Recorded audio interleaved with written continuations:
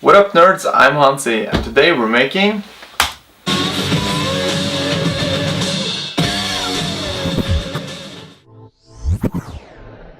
What's pretty cool about this build is that everything you need is some electronic components, a PVC pipe and a jar from IKEA. Not only is it cheap, but it's already frosted and it has a lid to easily access the inside. The blue Arduino Nano will control the LED lights based on input from this little guy. It works like a sound sensor and it's kinda cool as it outputs a value on both the analog and digital output pin based on the surrounding sounds. To power everything, we need a 5V power source. I didn't have that available, so I'm using this voltage step-down module with a 12V power source instead. Now we're gonna solder a wire to the voltage in and ground pin on the Arduino. If you've been working with Arduinos before, you've probably seen this 1,000 times already. But if you haven't, this is how we can power it with an external power source. We're using female to male header pins to connect the sound detector's ground and voltage input. To make it a little less messy, we can join the Arduino and the sound module wires together, and then add some shrinking tube before soldering it to the power source.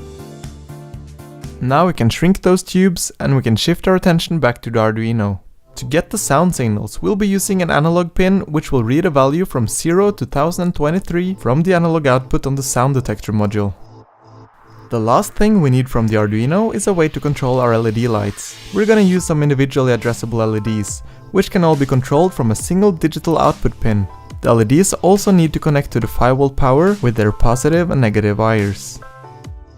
Before soldering on these final 3 wires on the LEDs, we add shrinking tubes for protection against shorting and for extra durability. Now we can solder them to the LED strip, making sure none of the wires touch each other and that all are in the right position. Move the shrinking tube into position and give it a good go with a heat gun. So put your head into code mode, because it's coding time.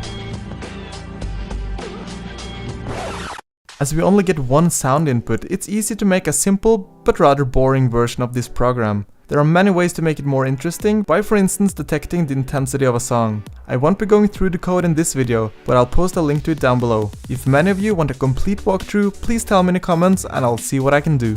It's time to plug the power in, and we can upload the code to the Arduino using a USB cable.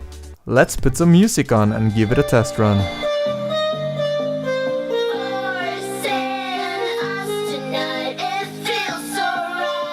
As you can see, it works pretty well already. When we're done, we can use the same code, but we can tweak the settings for the amount of LEDs to be used.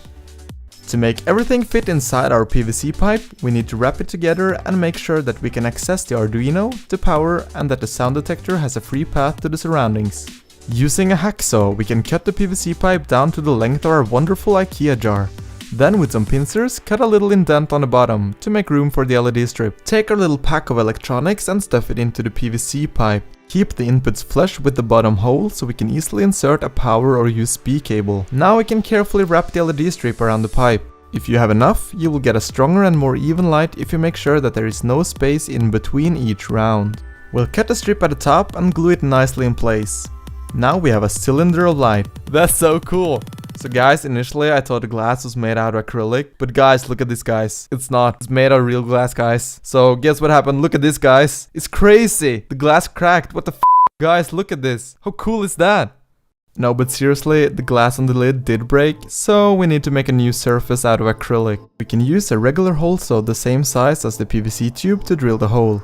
And then we can trace the outlines of the jar lid on the acrylic. To cut out the circle, I used a scroll saw, and quite a bit of patience to not make it too uneven. So once we have removed the protective film from the acrylic, we can glue it to the lid and the PVC pipe. And then we can add the jar to the lid, if I'm allowed to say that. To give the sound detector some space and give ourselves some room to put in the cables, we can take some knobs and use it as small legs for it to stand on. Anything can work as legs really, just make sure it looks okay. So guys, all that remains now is to plug in the power. Before we put on the music and take a look at it, I just want to say that this can be configured to act in a million different ways with a million different colors. It's all about the code really. So again, tell me if you want a little walkthrough on it. Thank you so much to all our subscribers and to our patrons for supporting our channel. You guys are awesome. Now, let's check this out.